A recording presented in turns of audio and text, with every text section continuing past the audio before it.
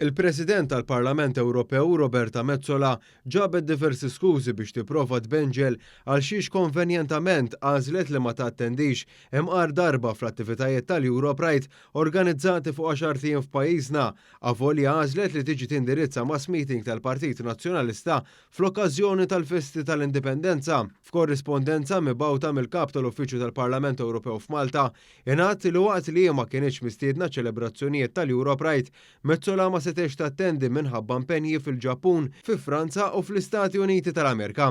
In-nuqqas ta' Metsola fl-akbar dimostrazzjoni tal-LGBTIQ+ fl-Ewropa mhux biss ġiet innotata wkoll bi prominenza mill-midja lokali, iżda saħansitra mis-sit awtorevoli Ewropew Politico fejn ħareġ il-faċċoliżmu tal-President tal-Parlament Ewropew. Wara li b'mod evidenti il-President tal-Parlament Ewropew spiċċat tara kif se ġaħġaħa, ordinat tweġiba bbażata fuq żewġ skużi primarji, dik li ma kienx mistiedna biex iddawwar l-attenzjoni fuq l-organizzazzjoni tal-Europride u war minn hekk elenkat numru ta' impenji li kellha u li kienu aktar importanti milli tkun preżenti mal-komunità LGBTIQ+ f'pajjiżna. L-iskuża li ma kienx mistiedna l-Europride hi wkoll irredikola mhux biss għal fatt li l-attivitajiet tal-Europride ma kienu jeħtieġu l-ebda stedina, iżda qar minn hekk bi kliema stess lanqas kienet mistiedna mill-Forum Opportunitajiet Indaqs Partit Nazzjonalista li organizza diskussjoni fl-attivitajiet tal-Europride. F'din l-attività tal-Partit Nazzjonalista stess ma nkbatet messaġġ virtwali.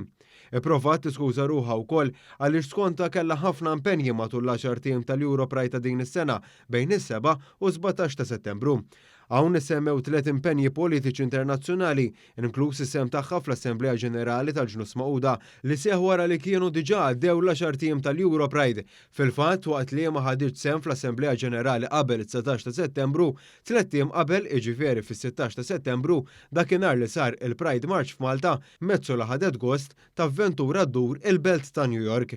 Impenji oħrajn li jsemmew fil-korrispondenza uffiċjali tagħha jinkludu wkoll is-summit tal-kelliema tal-G7 fil-Ġappun li indirizzatu fit-8 ta' Settembru u s-seduta tal-Parlament Ewropew fi Strasburgu li saret fit-13 ta' Settembru.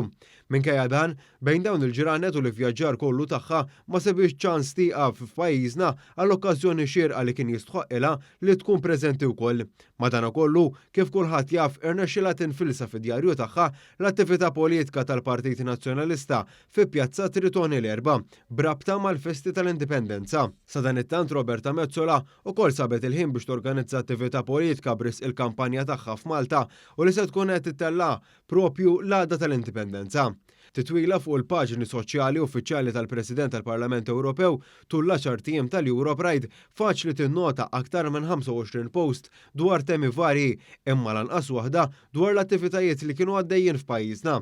Filwaqt li dan isostni l-akkużi fil-konfront tagħha li n-nuqqas tagħha f'Malta kienet mossa kalkulata, jistona wkoll mad-dikjarazzjoni li ħarġet bitweġiba fejn tenniet li hija alleata kbira favuri drittijiet tal-komunità LGBTIQ+. Fil-fatt f'dan ir-rigward, Metsola ġiet infakra bid-dikjarazzjoni li kienet għamlet 7 snin ilu f'intervista fuq l-Istazzjon Nazzjonali waqt il-programm Disset. Taqbel li flok l-Unjoni Ċivili konna żwieġ? Bħalissa ma naqbilx le.